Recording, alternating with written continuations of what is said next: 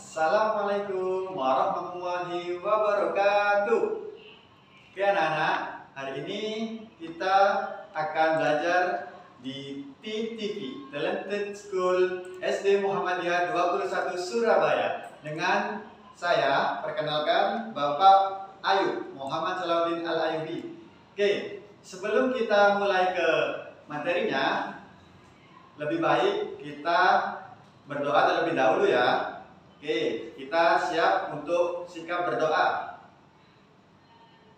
Baik, kita mulai. Jika sudah siap, abata. A'udzu billahi minas syaitonir rajim. Bismillahirrahmanirrahim. Rabbi zidni ilma warzuqni fahma birahmatika ya arhamar rahimin. Amin. Amin ya rabbal alamin. Oke, anak-anak, setelah kita berdoa, kita lanjut ke materinya ya. Materi hari ini yaitu tema 2, subtema 3. Pembelajaran yang pertama dengan judul menyayangi tumbuhan. Oke. Jadi, setelah ini kita akan masuk ke materi. Siapkan diri kalian dan persiapkan buku kalian ya. Oke, kita masuk ke materinya.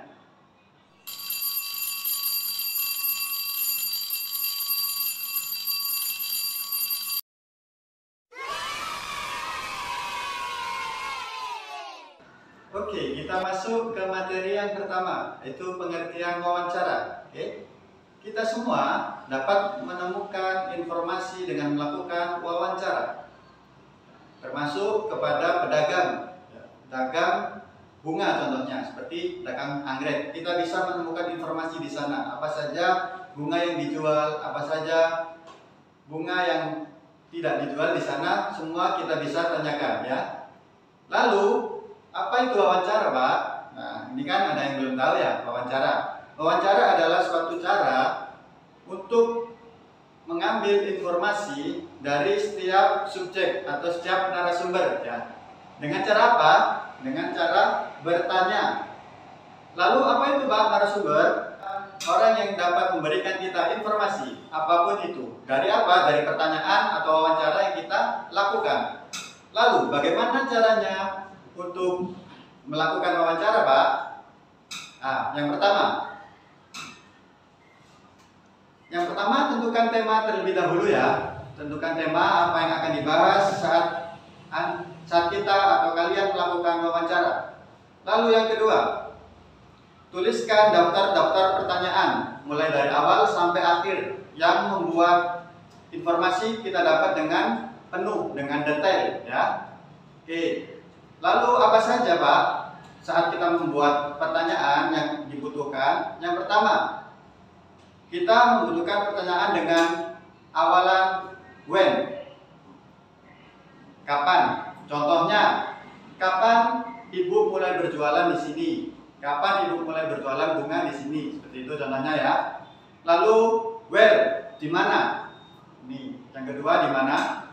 Di mana alamat toko ini, Bu? Seperti itu ya, menggunakan kata-kata yang baku, yang ditulis dengan kata baku dan diucapkan atau disampaikan ke ibunya dengan kata yang baku kepada narasumber ya. Yang selanjutnya, why ya. Bisa dilihat why.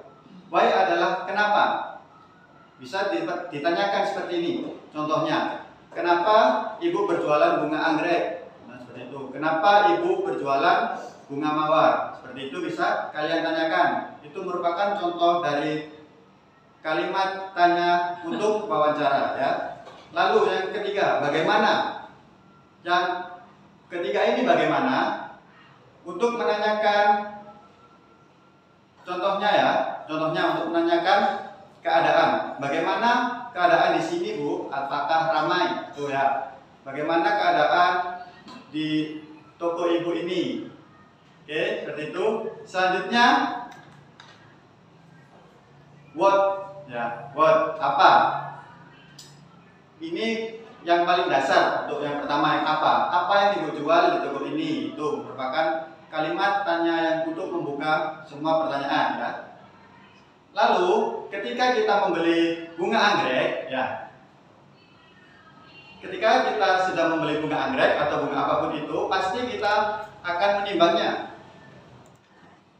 Saat kita menimbang, kita dapat menentukan posisi bilangan caca pada garis bilangan timbangan ya.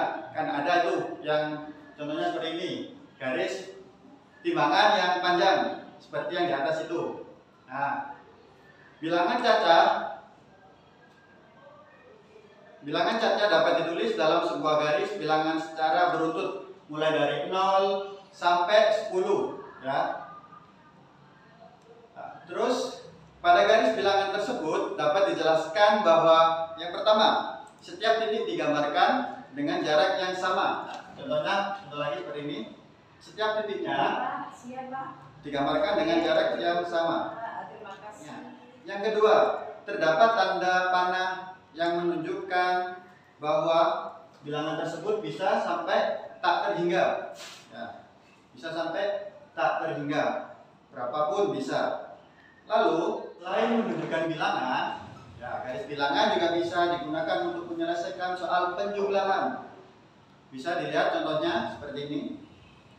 4 ditambah 5. Ya, kita mulai dari 0 sampai 4 kita tarik garis. Ya, kemudian ditambah dari 4 ke 9 karena 5 ya.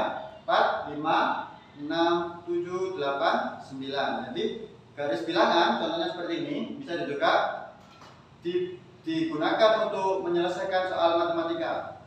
Oke. Kita kembali lagi ke tanaman anggrek ya. Tanaman anggrek yang sudah kita beli tadi, lalu kita timbang. Kemudian tanaman ini juga bisa menjadi ragam hias pada kain batik. Oke, contohnya pada kain batik terdapat motif hias. Batik dari setiap daerah memiliki motif hias yang berbeda-beda. Lalu motif hias termasuk dalam gambar dekoratif ya. Gambar dekoratif adalah gambar hiasan dari gabungan beberapa motif. Oke, seperti itu. Lalu, motif hias pada kain batik umumnya berbentuk hewan. Pertama, bisa dilihat di gambar ini, dari hewan, tumbuhan, dan manusia. Oke.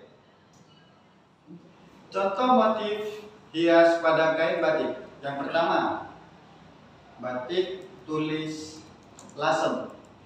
Seperti dilihat di gambar seperti ini ya. Contohnya batik tulis lasem terbuat dari tumbuhan. Maksudnya berasal dari atau terinspirasi dari tumbuhan. Yang kedua, bisa dilihat batik kawu.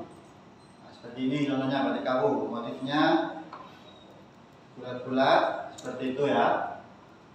Selanjutnya, motif kain batik. Motif pada kain batik sebelumnya memiliki bentuk yang berbeda-beda.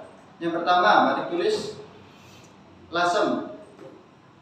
Memiliki ciri khas motif bentuk tumbuhan dan bunga. Lalu yang kedua, batik kalung menggunakan bentuk geometris yang sama. Geometris artinya sama ya.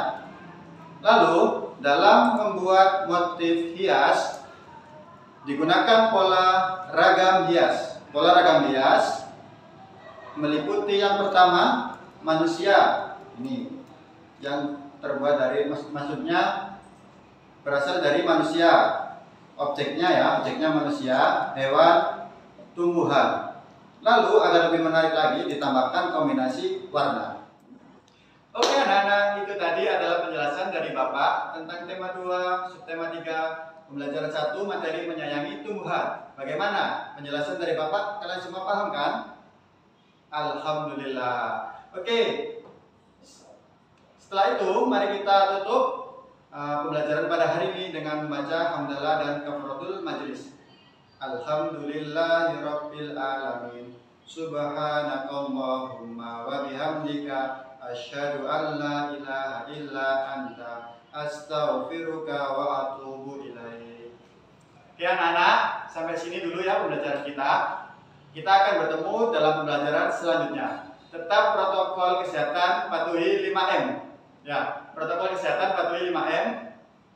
dan stay safe dan stay healthy ya. Oke, terima kasih. Pembelajaran Pak Ayub tutup sampai sini. Wassalamualaikum warahmatullahi wabarakatuh.